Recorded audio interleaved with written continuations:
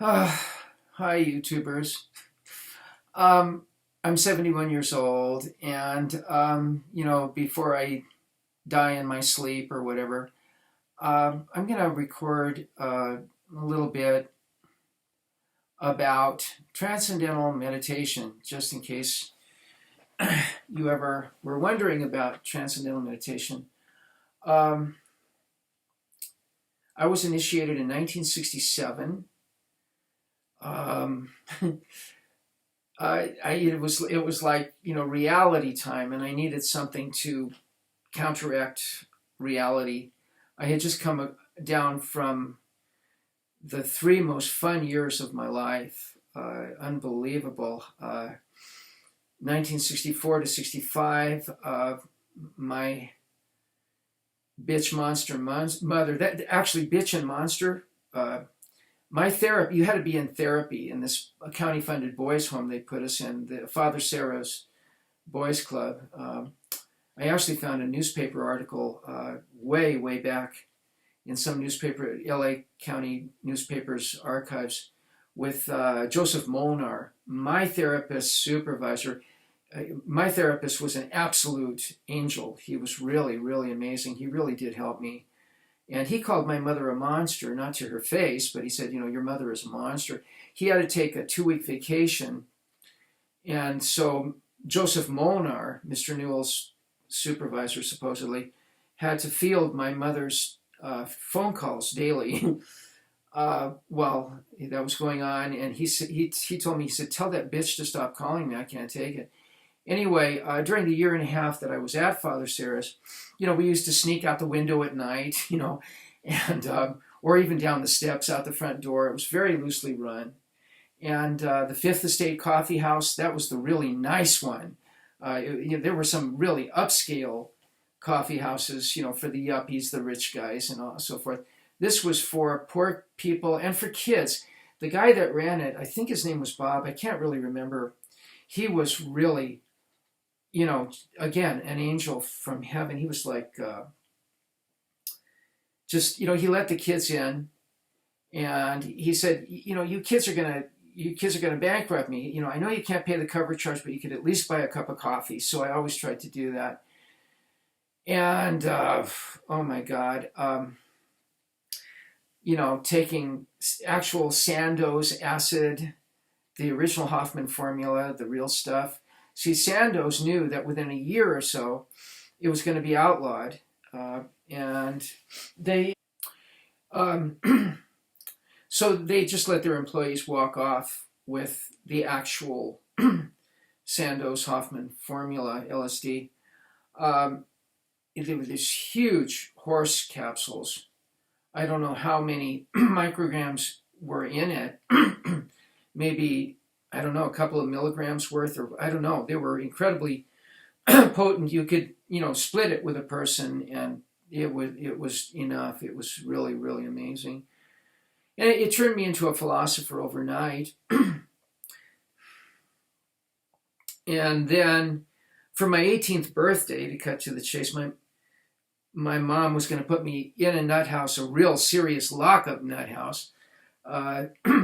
And I'm sure she would have called there every day until finally, just to shut the bitch up, they would have, performed a lobotomy on me, or fried my brains with electroshock or whatever, just to shut her up, So I thought that was not a good plan. So I got on the Hollywood freeway with a couple of dollars in my pocket and wound up in the Amarillo, Texas drunk tank, and hooked up with a little Mexican-American kid, Orlando.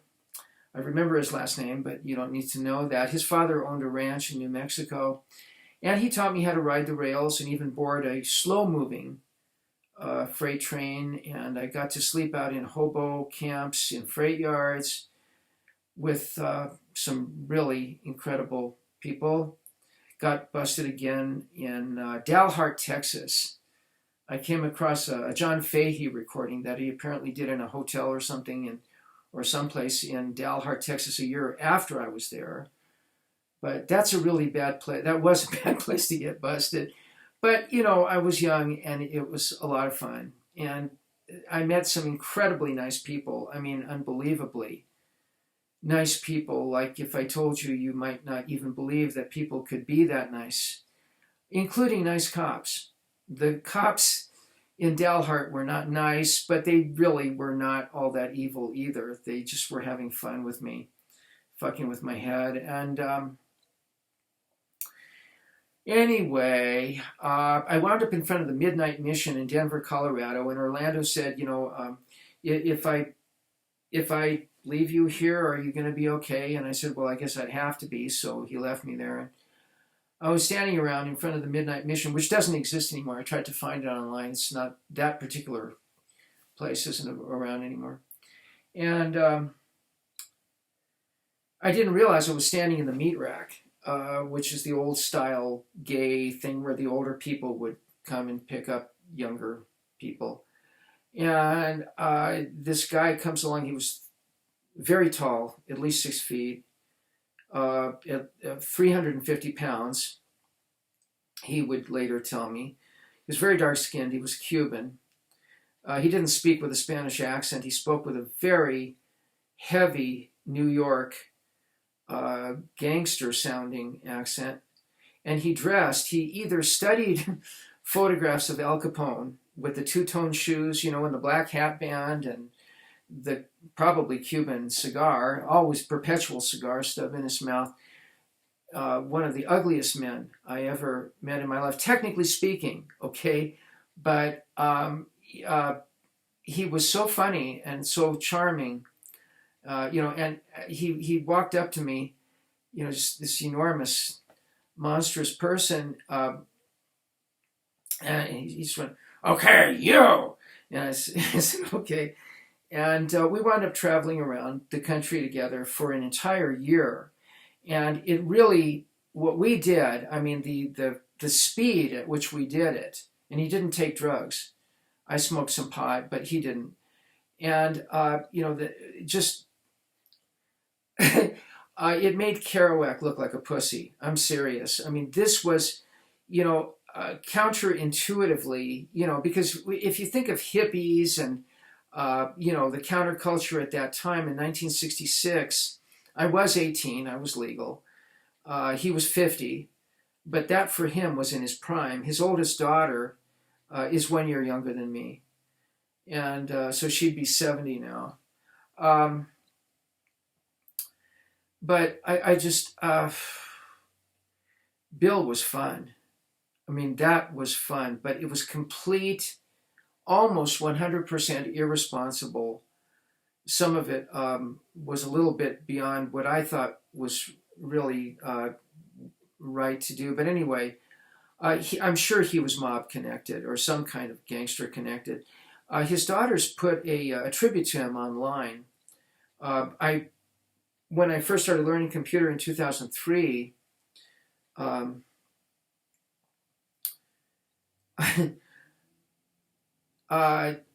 found that Bill got photo credit for taking pictures of his grandchildren for his son-in-law's mother's folk music album. One of those things that just fortuitously appears online briefly and then it isn't there anymore.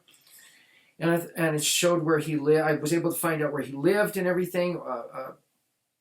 A really upper-class place in Florida.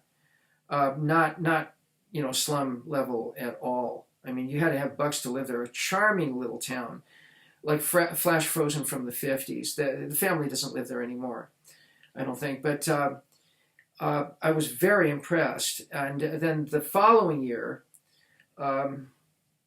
his wife put a little brief notice in the paper about, you know, his death notice, and that was it. No obituary or anything like that. But when the wife passed on in 2012, I think it was, I have it downloaded, of course. The daughters, obviously it was the daughters, turned the wife's obituary into really a tribute to Bill. And at first it broke my heart because I had a chance to get back together with Bill. You know, after I got my draft status changed from 1A to 4F, that was the reason I broke up with him. He just wanted to keep traveling. And I sort of made fun of him we were in the car and he was singing along with Baby I Need Your Loving. And I made fun of him for that. And he thought I was making fun of our lovemaking, which I wasn't. And he got really pissed off. But I really felt he didn't love me and had no right to sing something like that because, I needed to stay in LA to get my draft status changed, back to my therapist, have him write to the draft board and all that stuff. So, I didn't have to go to Vietnam, and he was oblivious of that. I don't really remember if I explained that to him or not. Maybe I didn't. If I didn't explain that, then it was my fault. And then a year later, I was working for LA County, and I was, going to this porn shop with a mutual friend of ours, of Bill and mine. And at one point he said, Bill's back in town. And when I mentioned your name, he got real quiet. And I passed on it. I could have gotten back together with him, I'm sure. And when the daughters put that tribute to Bill online in 2012, it broke my heart until I realized that tribute was not for the family. I mean, the family knew he was Cuban. They knew all this stuff. But it raised more questions than it answered. It answered a lot of questions. But to portray Bill as a house painter, which he never told me, he was a fabulous chef. And he could work in any restaurant. He worked in New Orleans and Hollywood and, in really nice restaurants. And he could have kept his jobs as long as he wanted, but he just wanted to move on, constantly traveling. So anyway, it broke my heart at first. I thought, I should have gotten back together with him. I've wasted my life. Then I realized, no, wait a minute. That tribute was not written for the family. They already knew all this stuff. And they probably knew about his mob connections, which, the idea that he's a house painter and his wife is a seamstress, and they're living in this fabulous area, that didn't compute. He had some kind of gangster connections. Anyway, the most fabulous guy I ever knew. And I'm it was like old age crisis, what have I done with my life? But, no, I did the right things with my life. Got myself a good education, et cetera, et cetera, et cetera. So anyway, Transcendental Meditation, okay? I was working for LA County, and it was like Franz Kafka's, The Castle and The Trial. It was like crazy, crazy shit. My job, what we were doing was actually we were doing illegal stuff. The illegal part of my job back then, as child support worker for LA County, when they were at Adams and Grand, is that we were doing nothing. We were faking everything. We weren't helping anybody. We weren't supposed to do anything. I did. I continued to do my job. Contact the absent father through Social Security and embarrass him on his job. Have him come in, sign a child support agreement. I had these, big bruisers coming in. Guys, 3 times my size. They were intimidated by me. And I was getting them to sign child support agreements, which we did not have the legal jurisdiction to do. So I was told to stop doing that, stop making house calls. We didn't have the legal jurisdiction to do jack shit, anything. Just, and I asked my supervisor, well, what am I supposed to do? She said, fill in the forms. Just fill in forms. They quadrupled my caseload, and my co-workers, Lewis and Saatchi. Lewis was a biracial guy, like Obama, half black, half white, except the colors didn't quite, mesh the way they did for Obama. And there was this Japanese chick named Saatchi, and they were just fine, faking house calls, faking attempts to contact the absent father. It was all lies. And I thought, I was getting an ulcer. I thought, how long can this go on? Well, it couldn't go on forever. There was a purge. My first supervisor had a nervous breakdown and had to quit before she got her retirement. She lost everything except for Social Security. The husband left her the house, and so she was able to get by, but she went down in flames with depression. And she had a conscience, but she really didn't get it. She was one of those people, like a Franz Kafka, castle type, it's a split down the middle. Like, I know that what I'm doing is crazy, but that's just what people do. They do crazy things, But I couldn't do that because it was illegal. Today, people doing my job, okay, what they do today is they, if you read Matt Taibbi's books, I forget which one it is. I think it's I Can't Breathe, the story of Eric Garner, the guy that was strangled on the street by that Italian cop that finally they dismissed him after hundreds and hundreds of complaints. But anyway, I think it was I Can't Breathe by Matt Taibbi. And you read all of his books, they're all great. Except the one on Trump. For some reason, that was kind of a dud. It shouldn't have been, but it was. Anyway, what they do today is they're deputized by the district attorney. Okay, they're not only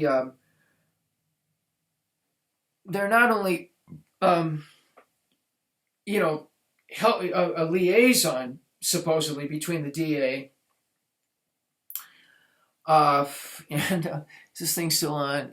Yeah, it is. Okay, they're not only deputized by the DA, but they're not only liaisons, as I supposedly was. This was before computers. I mean, our interoffice memo, you're not even going to know what this is. It was mimeographed. You'll have to Google that one.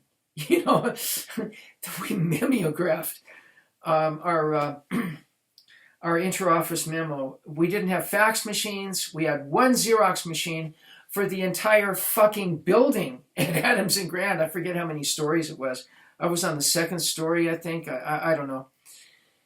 And I was a typist clerk and then child support worker. And anyway, today, people doing my job go into the mother's, the family's home where the father is absent from, presumably, and they go into the woman's dresser drawers and they'll just look for anything. Like, hey, these are sexy panties. You're a prostitute. I'm knocking you off the welfare rolls, and they will. And if there's any suspicion that the woman is an illegal or whatever, they'll call ICE. And I'm really glad that I quit before I had to start doing that. I'm not sure what year they started doing that, but I kind of felt that coming, And I was not happy with my job at that time, very unhappy. So Transcendental Meditation came, after going to Mr. Newell, my therapist, to write me out of going to Vietnam and stuff, he wrote this dynamite letter to the draft board, and he sent me to his associate in Hollywood, a Beverly Hills psychiatrist, who was really strange.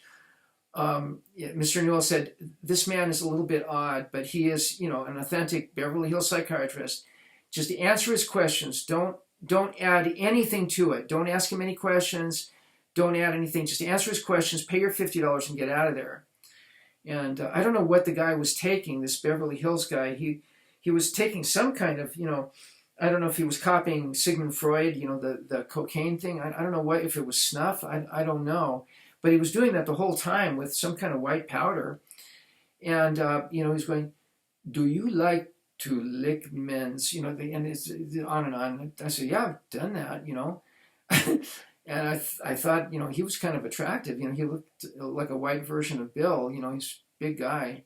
But I didn't say anything, And I just answered his questions. And I got, they got me out of Vietnam, 4F. You couldn't be gay in the Army back then. Now you can, unfortunately. But so anyway, so I got my 4F and I went back to my horrible job. And then Mr. Newell, I saw Mr. Newell another couple times, and he said, you really should try TM, Transcendental Meditation. The Beatles did it, and he's on the cover of Time magazine, and on and on. So I did it. My initiator was named Bert Thorpe, which I thought was a really cool name. I thought, wow, what an unusual name, Google Bert Thorpe. There are only about 500 of them online, so I'll never be able to contact him. He was just kind of exactly what I need. He was like, just wild-eyed, fanatic. You can't read any books except Transcendental Meditation books. I thought, I didn't say anything, but I thought, fuck that kind of shit, I'll read whatever I want to read, But, he said, that would be like like being in a canoe in a river and putting your foot in another canoe going in the opposite direction. He was this wild-eyed nut. And but this is kind of exactly what I needed at the time. He was the only real asshole I ever encountered in Transcendental Meditation. I mean, most of the teachers, all of the teachers, were just really incredibly candid and honest. And I knew from my first meditation there that it was just exactly what I needed. A few years later in Hawaii, that was 1967. In 1975, in Hawaii, I became like a career busboy and telephone solicitor, working 2 jobs to survive. And I got myself an off-campus card at University of Hawaii, Sinclair, and Hamilton Libraries. I got all 5 stories at Hamilton Library, and you can believe this or not, but there was never anybody in that library except at like midterms and finals time, and you never saw such unhappy, miserable-looking people as those students that had to read a book once, twice a year. But most of the time, there was nobody else there in all 5 stories. And I just had the run of the place to myself. There are things there that I was able to study, things on Gurdjieff and Krishnamurti and, Albert Ellis's psychology and just the history of Christianity. And I got myself a good liberal arts education in Hawaii. But anyway, I became a qualified meditation guide, a TM checker, before Maharishi went completely insane, which he did actually. The so-called city program where you hop around on a rubber mat for world peace, and they believe they had statistics that could prove that that's actually what was transpiring, which people were getting bad backs from that, and it was really farcical. And there were 2 people in my class. I was the first person to pass the test. You had to go through a mock TM checking session where they just throw the book at you, every stupid thing that a meditator could say and every objection they could come up with, and you had to repeat word for word in Maharishi's own words. You couldn't ad-lib, you couldn't even put a "the" in, the definite article, where Maharishi, in his, slightly off-kilter English, would, not have the definite article in there. Anyway, I got one word wrong because I said the word "the" where Maharishi wouldn't say "the," and they said, "Oh, you're going to have to take the test over." And I remember Jens and Nettie, they met, I think, in the class, and they got married during the class. Anyway, haven't seen them in years. I'd like to just talk to them again. But anyway, they said, well, if he doesn't pass, who can? He got everything right except the word "the." I mean, give me a break, So they passed me. And what I found, with TM, really getting into it now, the main problem with the teaching program, the way that they taught TM, which was quite different from the original way that they taught it. In the early days, I'm running out of breath here. Right. Maharishi has been busted on this score. In the early days of TM, you could use any mantra you wanted. It didn't have to be anything in particular. There is still a video clip of Maharishi. You might even be able to see this one somewhere on YouTube. Definitely not on the TM channel. They're not going to show it. But somebody's got a copy of this, and I have seen it, where Maharishi is speaking into a microphone. And he says, you can take any word, even mic, the microphone. And he said, just say mic over and over. It doesn't matter. What happened with that was they couldn't make any money off of it because TM is pretty simple. It's subtle, and its very simplicity makes it elusive. It does require some instruction, expert instruction with an experienced meditator to get you to see, what the value of it really is going to be for you to realize when you transcend, because it typically happens so quickly that you don't notice it, but you can train yourself to notice it. So people would learn the technique. A small percentage of people would realize the subtlety of it and what the real value was, and they would just teach it to their friends and relatives, because you didn't have to have a special mantra. Transcendental meditation is not mantra meditation. I know they say it is, but it isn't. Mantra meditation involves using a specific mantra, usually assigned for your particular needs or whatever, according to the TM thing. But in mantra meditation, you do have to concentrate on the mantra. But as a TM checker, I would tell you, in this meditation, we do not concentrate. We do not try to think the mantra. The mantra can get faster or slower, louder or softer. Its pronunciation may change. It can change in any conceivable way whatsoever. It can become a tactile sensation, a visual impression. It can sound like a full-scale orchestra, which it did on my first meditation. It can, become an abstract presence. You can become an abstract presence. Anything can happen. Your thoughts can be very out in front. You can be thinking about something that you've got to solve, some question. That can be out in front. As long as the mantra is in there somewhere, just in the background somewhere, as long as you're aware that it's there in some form or other, that's the process. Now, that's not mantra meditation. In mantra meditation, you do have to focus on the specific mantra. In TM, no. You let your thoughts just do whatever they do. You let the mantra morph into whatever it morphs into. And when you realize that the mantra is not there at all, we don't feel bad about it.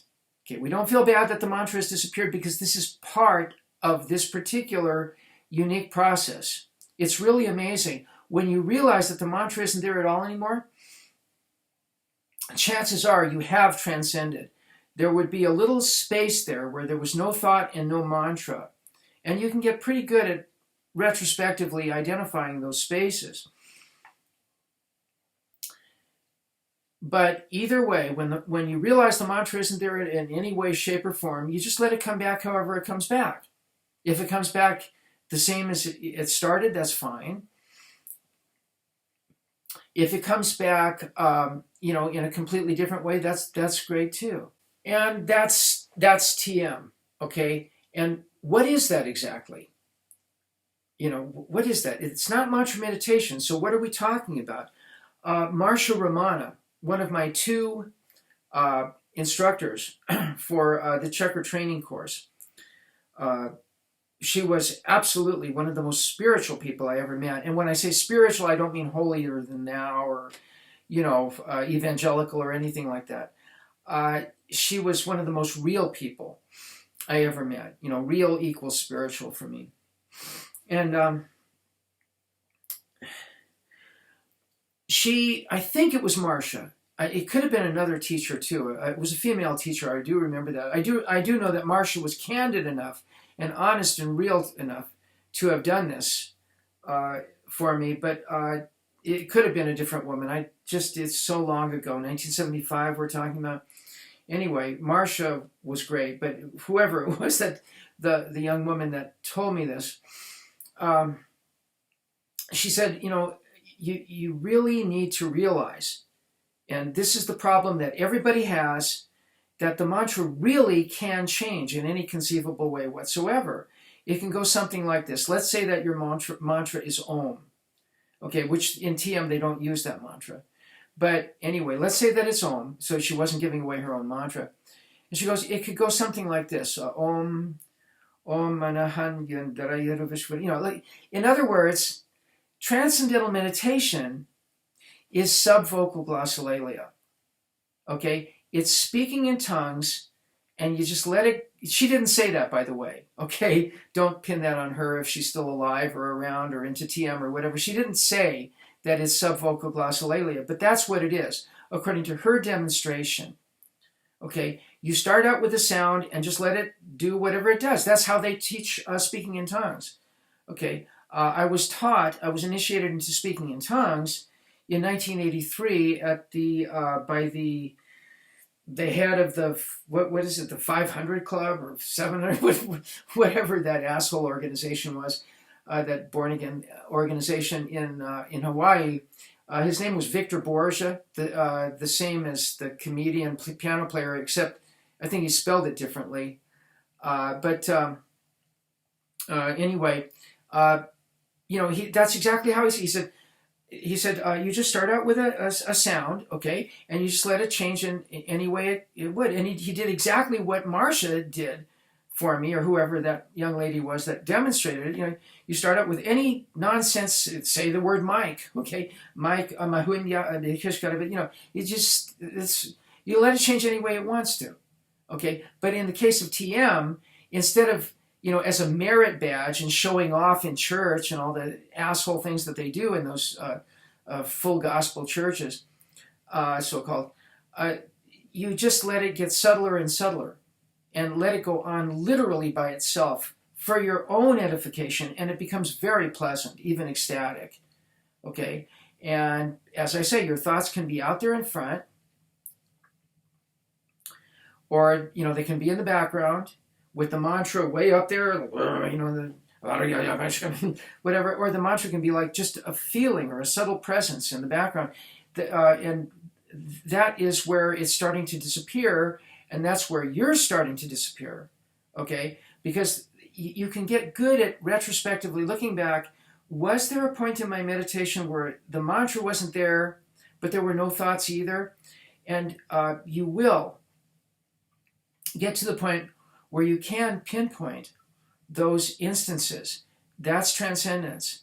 Those occasionally, if you do it as long as I have since 1967, you're going to have a few times, not frequently, but where there is it's like an alcoholic blackout or something. You're just not there at all. It's a complete loss of time and everything. That can happen. And that's not bad. As a TM checker, the one place where everybody got hung up, and the reason why so many people dropped out of the program, is because they believed that they had been assigned a specially selected vibrational sound, just, tailor-made for them, custom selected for them. And so they didn't want to allow the mantra to turn into something subtle, very vague, wispy, which it has to in order for this process to work. There's no other way that you're going to transcend.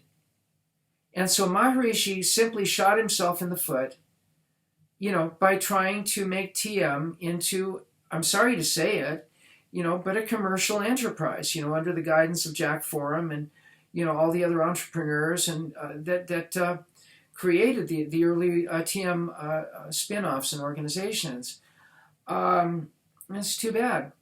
But, what I've given you right here is the essence of it. Everybody whose meditation I checked at the TM Center, one African-American young man was really pissed off. He said, every time that you guys check me at the center here, it works perfectly, because we would guide them into it and then leave them on their own, giving them all the reminders that you need to let the mantra alone, let it do whatever it wants, including disappearing, which is absolutely essential for the thing to work.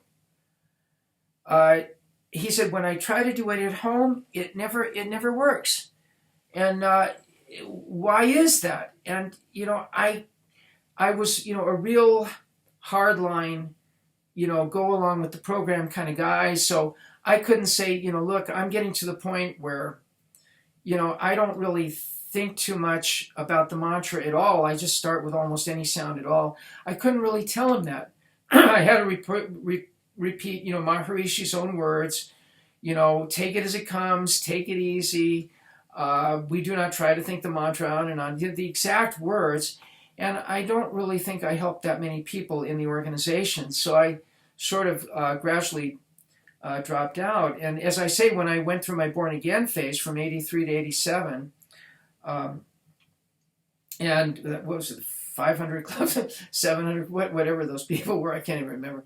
Anyway, and got initiated into speaking in tongues by the president of the 700 Club, I guess it was, Victor Borgia. He said he gave me the exact same instructions that a TM teacher would give you without realizing it. I'm sure he didn't know that, but that's how they teach speaking in tongues, except with the one exception that you don't let it get so subtle that you trance out. Okay, I wouldn't go so far as to say that TM is a form of self-hypnosis, but it does lead into a kind of blackout, a kind of trance, and some real interesting things can happen in that. Recently, I got, I think for the first time in all the 50 plus years or whatever that I've been doing this, an electric shock, like electric shock therapy. I couldn't believe it. It was not pleasant. And people have reported that. The body just goes so deep and the mind goes so far away, that there's this electric current that just suddenly jolts you, like being connected to a live wire or something. It was painful, actually. And they actually deal with that in some of the follow-up lectures. That was the first time it happened to me in 50 plus years of meditating. But that can happen too. I would say that at the age of 71, what TM means for me at this point is it's an excuse to slack off twice a day, according to Jim Carrey. I don't do it twice a day. I don't even necessarily do it once a day. But when I do it, it's an excuse to completely get away from, all of the shitty things that happen to you when you're in your 70s. It's like that number 70. It's like, stuff starts to happen after that. And, you become grist for the medical mill. And that, some people really get off on that. We have some neighbors that, they just love to go to one doctor after another. The husband can't even stand up anymore. He's falling down all the time, and but they'll go to the doctors constantly. That to me is not really a lot of fun. My partner's 74, I'm 71, and he was just recently diagnosed with AFib and what else? Normal pressure hydrocephalus. Some really serious shit, right? And I'm blind in one eye, and he still does the driving, which I may have to take over from that. And, I would just really like to keep having fun. TM is one way of, it's a kind of a fun thing. You just put everything on hold and just drift off into, non-existence, and it's great. It really does some nice stuff for the body and for the mind. You come back refreshed. Just went through like the dentist from hell. He was supposed to be repairing one tooth and he broke another tooth. Seriously. So I've got to go to a different dentist and get that fixed. And, it's just a lot of not fun stuff. At my age, I don't really need sex anymore, but my boyfriend does. And so, he's my age, by the way. It's legal, extremely legal. And, but that's a fun thing I can do. We've made 9 porn films, very well received on X Hamster. Not something that I really need to do, but it's fun. And, then after we take all this footage, like one of them was like 90 minutes long, and 2 70-year-old guys, I can tell you, it even bored the fuck out of me. It was boring. So I got it down to like 32 minutes. And, I captured all the funny, cute stuff, right? And it's got like 6,000 views, 100% likes. And then the last time he was here, he started coming on to my partner with whom I haven't had sex in decades, And I was really surprised, so I started videoing it, and I whittled that down, to a few minutes, and that's very well received too. It's like 4,000 views and 98% likes, and everybody's, oh, your partner is so adorable, Well, I captured the, what do they call it, the I don't know, Kodak moments, whatever. So it's something fun. I mean, I feel like I'm not dead yet, right?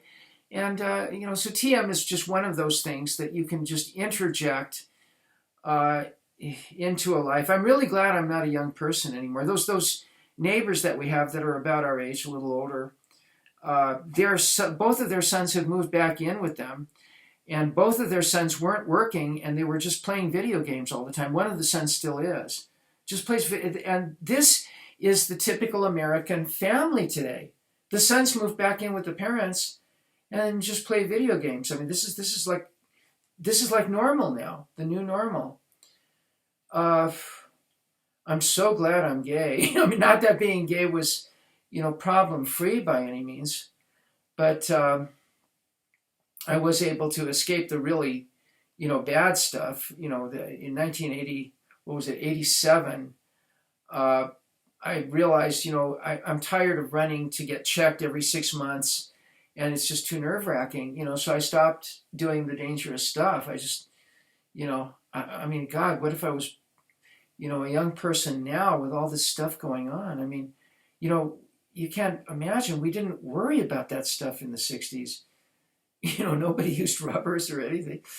Anyway, that's a little off topic, and I think I've given you enough stuff about TM to get you going on that. If you have any questions, put them in the comments.